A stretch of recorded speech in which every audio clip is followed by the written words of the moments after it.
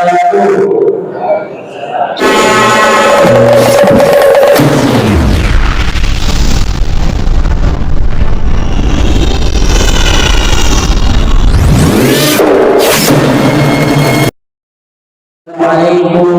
warahmatullahi wabarakatuh.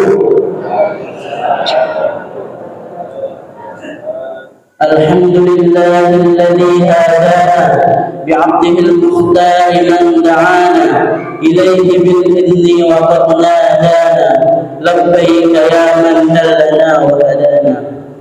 Allahumma salli ala sayyidina Muhammadin miftah bab rahmatillah adada ma bi ilmillah salatan wa salaman daimaini bi karamillah wa ala alihi wa sahbihi ajma'in amma ba'd. Alhamdulillah, puja puji syukur kehadirat Allah Subhanahu wa taala yang telah mempertemukan kita kembali di bulan Ramadan ini, bulan yang dimana dibukakan pintu maafnya Allah seluas-luasnya. Maka dari itu kita meminta berdoa kepada Allah Subhanahu wa taala untuk diampuni dosa-dosa kita.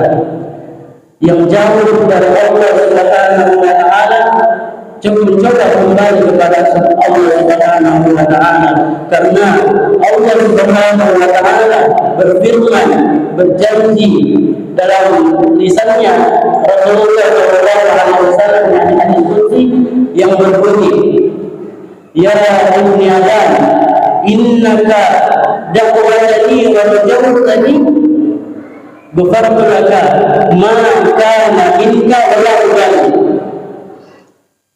Wahai anak Adam, sesungguhnya engkau berdoa kepadaku dan berharap kepadaku, maaf, niscaya aku mengampunimu, kata Allah Subhanahu wa taala. Aku mengampunimu, mengampuni dosa-dosamu, wala ubali, dan aku tidak peduli atas dosa tersebut. Wala ubali, ya ikhwan, hadzal kalimat azim. Ini adalah kalimat yang agung. Ucapan Allah yang agung, aku tidak peduli atas dosa-dosamu. Kemudian Rasulullah melanjutkan, ya ibni Adam, lau balagat dhunubuka anana as-sama thumma astaghfartani ghafartu laka.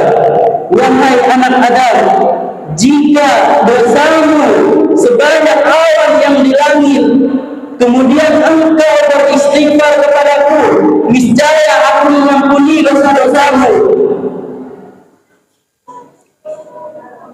Dan Rasulullah kemudian melanjutkan, ya ibni Adam, innaka law ataitani bi qur'anil ardi hadaya thumma laqaitani, kemudian engkau mendatangiku,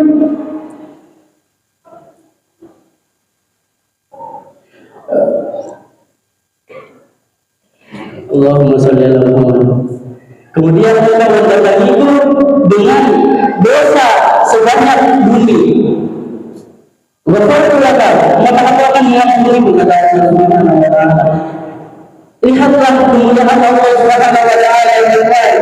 Ini adalah perkara yang agung. Allah Subhanahu wa taala mengampuni segala dosa hamba-hambanya.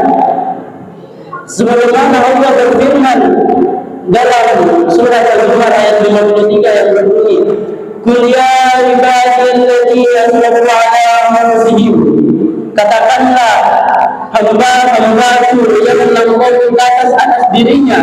Allah Subhanahu wa taala tidak mengatakan wahai orang-orang berdosa, wahai orang-orang bermaksiat, wahai orang-orang yang hina.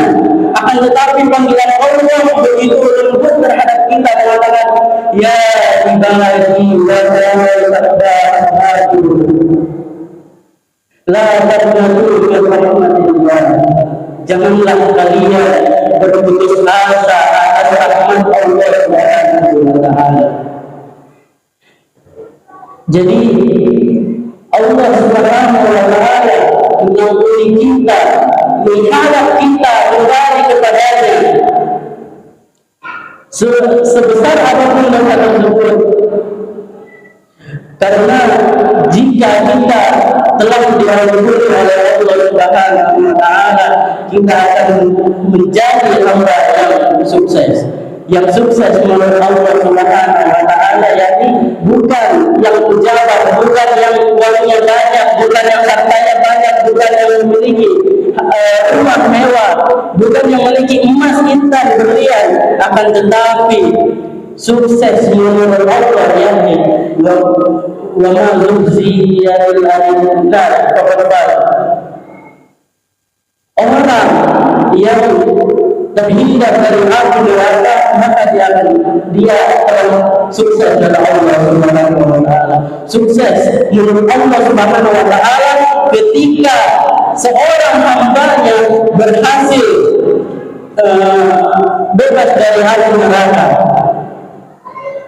Maka dari itu mari kembali kepada Allah Subhanahu wa Ta'ala. Sebanyak apapun dosa-dosa kita, Allah mengampuni dosa-dosa kita. Dan hikmah dari yang saya sampaikan tadi adalah ampunan Allah Subhanahu wa Ta'ala yang begitu besar.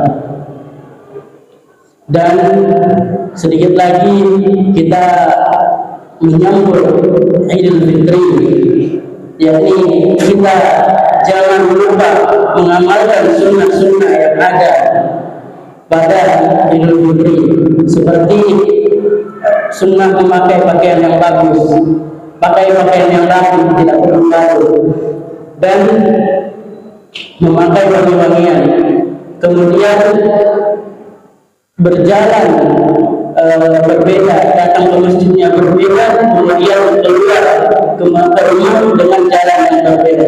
Itu sunnah. Mengapa kita harus mengamalkan sunnah? Karena ketika kita melakukan sunnah, kita dekat dengan Rasulullah SAW. Sunnah yang kita lakukan itu apa yang dikerjakan oleh Rasulullah SAW. Jika seorang hamba dekat dengan Rasulullah SAW, kekasihnya Allah Subhanahu wa Ta'ala, maka kita akan dekat dengan Allah Subhanahu wa Ta'ala juga. Mungkin hanya ini yang dapat bisa saya sampaikan. Walau minkum astagfirullah min qaulin bila amalin. Assalamualaikum warahmatullahi wabarakatuh.